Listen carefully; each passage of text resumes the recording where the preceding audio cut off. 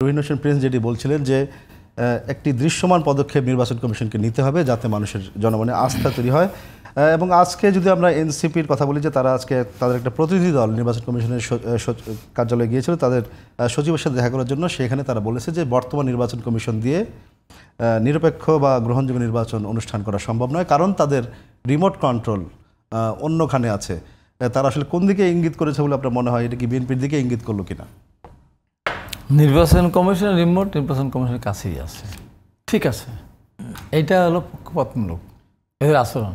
কাকে নিয়ে আসবেন? সেই লোকটাকে। সেই লোক কারা? যাদেরকে নিরপেক্ষ নির্বাচন কমিশন বানাবেন, নাম বলুক। এরা পক্ষপাতমূলক, দোষে দুষ্ট। এই লোকগুলি নির্বাচন কমিশনের দায়িত্বপ্রাপ্ত হলে এটা নিরপেক্ষ হবে বলুক না। তারা বলতে পারবে? বলতে পারবে না।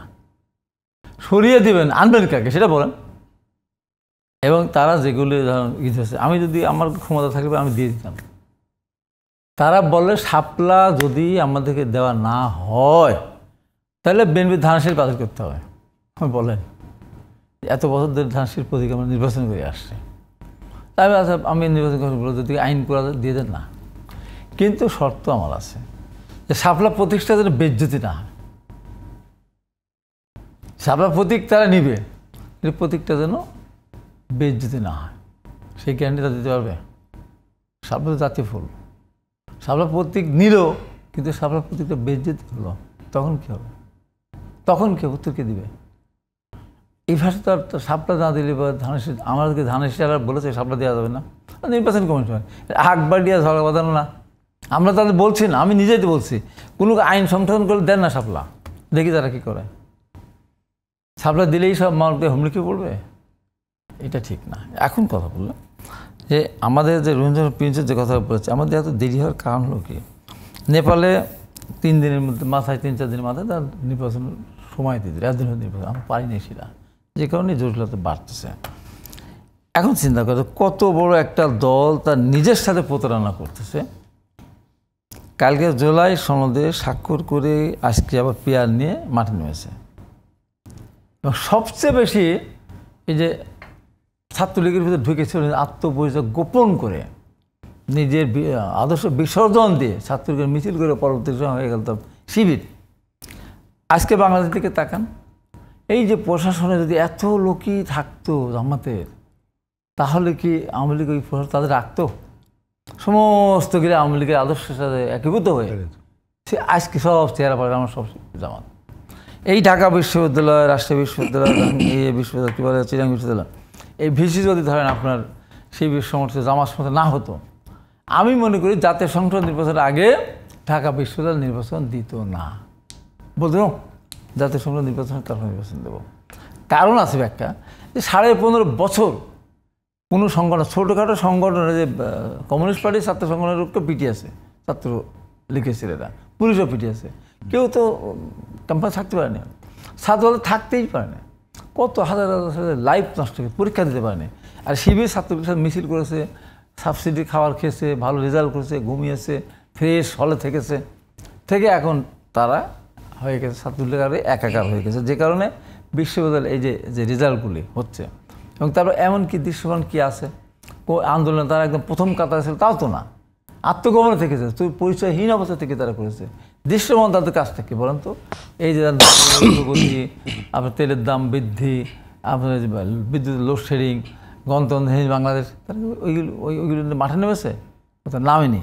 এখন তারা হয়ে গেছে সামনে ছাত্র সমাজ মনে সব দিক কী দিয়েছে তারা, ভবিষ্যতে কোথায় নিয়ে যাবে দেশটাকে। যেমন চিন্তা করেন, তারা পিয়ারের কথা বলতেছে, আবার প্রার্থীর পক্ষে ভরতেছে। রহিম ভাই, করিম ভাই এগিয়ে যাও, রহিম ভাইকে দাঁড়িপাল্লা ভোট দিন, তাহলে পিয়ারের কথা বলে দিতে পারে যে আমার দাঁড়িপাল্লা ভোট দেন। এবং তারা আজকে যে সমস্ত কথা বলা হচ্ছে, দাঁড়িপাল্লা ভোট না দিলে কেউ বেসতে যেতে পারবে না। আর ধানশিরে ভোট দিলে সে জাহান্নামে, মানে সে জান্নাতে যেতে পারবে না। মানে দাঁড়িপাল্লায় ভোট দিলেই আর চরমনার প্রতীকে ভোট দিলেই একমাত্র স্বাচ্ছন্দ্য আল্লাহর দল তারা দাবি করতেছে। ওদের একজন আছে ডাক্তার মাসুদ মাঝে আমি আল্লাহর সাথে কথা বলি মাঝে মধ্যে, বলে তো। এবং তারা বেহেশত বেচা কেনার হাট বাজার বাংলাদেশ, পৃথিবীর বিভিন্ন দেশ থেকে জান্নাত কিনতে এখানে আসবে। একজনের বক্তব্য, আবার একজন বক্তব্য দিল যে এক ওয়াক্ত একবার জামাতের দাঁড়িপাল্লায় ভোট দিলে বা জামাতকে ভোট দিলে 18 কোটি মানুষের নামাজ পড়ে যে সব হবে তার কোনো সব হবে। এই যে সমস্ত কথাবার্তা বলেন তো এইগুলি ঠিক থাকে। এবং দেখেন 71-এ যখন দেশ জ্বলছিল, আমার লক্ষ লক্ষ মা বোন ধর্ষিত হচ্ছিল, লক্ষ লক্ষ মানুষ জীবন দিচ্ছিল, বাড়ি ঘর তছনছ করে একটা বিভীষিকাময় অবস্থা, তখন তারা এমপি হিসাবে শপথ নিল। যেখানে নৌকা ফার্স্ট, দাঁড়িপাল্লা সেকেন্ড ছিল, মুসলিমের সেকেন্ড ছিল, তারা সব এমপি হয়ে গেল। এবং ওই 71 মন্ত্রিসভা গঠন করেছে। সেই বলেন 4 জন ছিল, হ্যাঁ, তার মন্ত্রিসভা গঠন, মন্ত্রী হয়েছে 71-এ, যখন দেশ জ্বলছে। আজকে তারা দেশ শাসন করতে চায়, তারা আমাদেরকে ধমক দিতে চায়, তারা সবক দিতে চায়। আমি মনে করি বাংলার মানুষ ইতিহাসগুলো জানা উচিত, এরা কারা।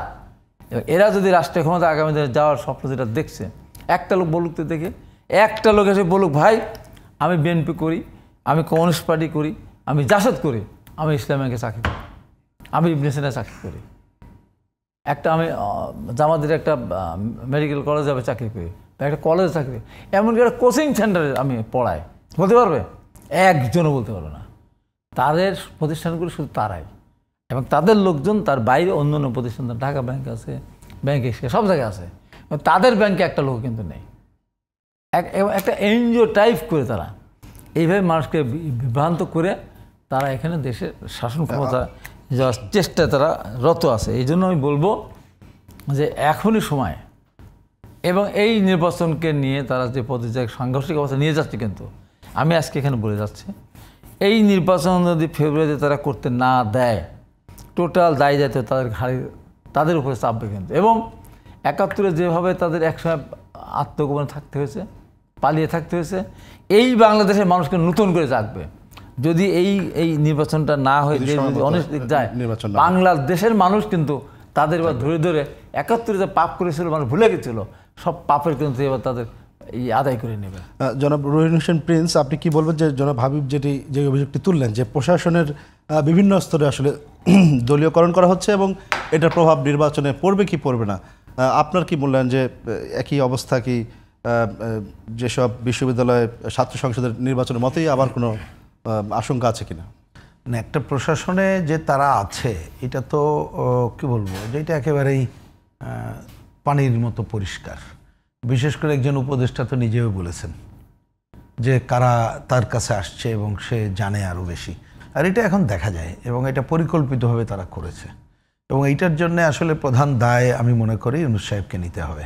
আমি একটা অন রেকর্ড একটা কথা আবার বলি, আপনার এইখানে টেলিভিশনে বক্তৃতায় বলেছি, আবার বলি, উনি ক্ষমতা নিলেন 8ই অগাস্ট, 12ই অগাস্ট যদি আমি তারিখ ভুল না করি, আমাদের সাথে প্রথম যেদিন দেখা হলো, আমরা কিন্তু ওনাকে অনেক কথার মধ্যে একটা অনুরোধ করেছিলাম যে দেখেন এইবার কোনো গোষ্ঠী বা দলজয়ী হয় নাই, আপনাকে অনেক কিছু রিপ্লেস করতে হবে, তা আপনি একটা নীতিমালা করেন দ্রুততার সাথে, যাতে করে নির্দলীয় দক্ষ মানুষ এই জায়গাগুলো রিপ্লেস করতে পারে। উনি কিন্তু এই কথাটা রাখেন নাই, যার জন্য এই যে হাবিব ভাই যে তথ্য বলেছেন 100% সঠিক বলেছেন, তারা বিভিন্ন জায়গায় এগুলো করেছে।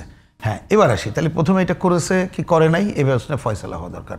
তারা এটা আছে, যদি এ ধরনের কোনো দলীয় লোক থাকে, আপনি বলেন আমাদের নির্বাচনের সিস্টেম কি, বা এই যে সনদে মানে যেটা আমরা ঐক্যমত্য হয়েছি, কারণ ওই পয়েন্টে তো আমরা ঐক্যমত্য হয়েছি যে নির্বাচনকালীন সময় যে সরকার থাকবে প্রশাসন সহ সব জায়গায় যাতে কোনো দলীয় লোকজন না থাকে সেই ব্যবস্থা তারা করবে।